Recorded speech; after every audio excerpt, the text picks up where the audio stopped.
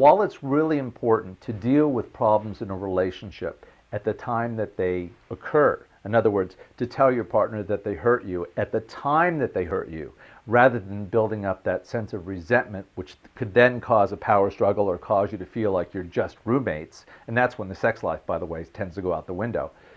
You have to be sensitive at the same time. In other words, if it's 3 in the morning and you're sitting there and you're feeling hurt, you don't want to turn to your partner and say, hey, wake up, wake up, wake up. I'm really feeling hurt here. I want you to hear what I'm saying.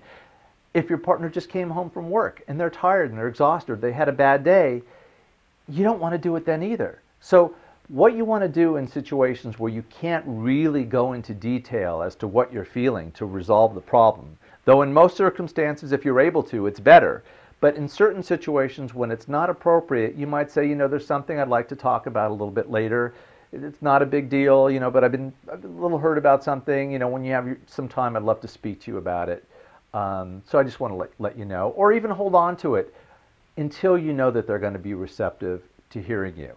And when you do approach them, always do it from a supportive point of view.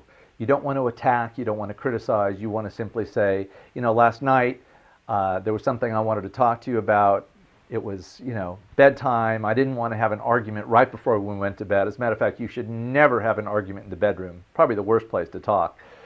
So I waited till this morning when you had a little free time to say, I was feeling a little upset about something, and I really love you, and you've been the greatest partner I've ever had, and I'm just wondering if there's something that we could talk about and work on together. And you want to keep it brief, too, especially if you're dealing with a man, because when a woman says to a man, I want to talk, often hears, oh my God, there goes my whole day, there goes my evening. The truth is, if you keep it limited and say, I'd like to talk to you for just a few minutes. Can you do that? It would really help me out.